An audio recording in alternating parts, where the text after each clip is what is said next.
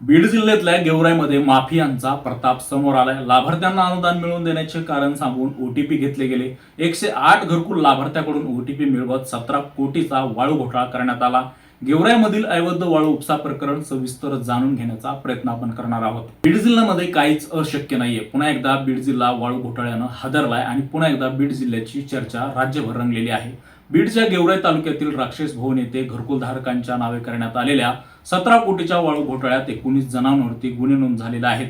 आता हा घोटाळा कसा झाला याचे नमुने समोर येत आहेत। चौकशीत 108 घरकुल लाभार्थ्यांच्या नावाचा गैरवापर केला गेला आहे। त्यांना खोटी माहिती देत त्यांचे ओटीपी घेतले गेले। त्यानंतर त्यांना वाळू मिळाल्याचे बनावट रेकॉर्ड देखील तयार करण्यात आले।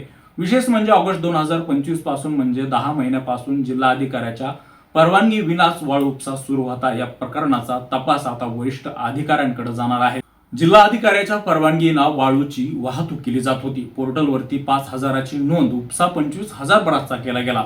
महाखनिज पोर्टलवर 5,000 ब्रास वाळू उपसा नोंद होती। मात्र जिल्हा अधिकाऱ्यांनी केलेल्या ड्रोन पाहणी व एटीएस मोजणीमध्ये तब्बल 25,000 ब्रास वाळू उपसा झाल्याचे स्पष्ट झाले। परवानगी नसल्याने सर्वच वाळू उपसा अवैध ठरला गेला आहे। त्यामुळे 25,642 ब्रास वाळू उपसाची बाजाराप्रमाणे 17,66,22,096 रुपये इतकी किंमत होत आहे।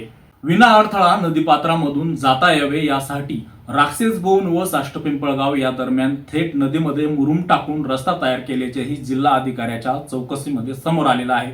त्यामुळे प्रशासनामध्ये खळबळ उडाली आहे। या प्रकरणाला अधिकारी जबाबदार आहेत असा आरोप आमदार विजयसिंह पंडित यांनी केला। अधिकारी शोध गोदा पात्रामध्ये उभा राहून वाळू विक्री करत होते, मात्र गुन्हा नोंद करताना त्यांना वगळले आहे असे त्यांनी सांगितले। वाळू माफिया गाव पुढारी यांनी घरकुलधारकांच्या नावे स्वत वाळू उचललेली आहे। अशा प्रकारची 108 प्रकरणं समोर आली आहेत। पथकाने प्रत्येक घरकुलधारकाकडे केलेल्या चौकशीतून ही नावे समोर आली आहेत। यामध्ये काही जणांनी स्वतःचा मोबाईल क्रमांक देखील ओटीपी साठी दिला, तर काही जणांनी घरकुलधारकांना तुम्हाला घरकुलाचा हप्ता पडणार आहे, त्यासाठी ओटीपी येईल, तो सांगा असे म्हणून ओटीपी घेतला। अशा प्रकारे गेवराईमध्ये वाळूचा घोटाळा झालेला आहे।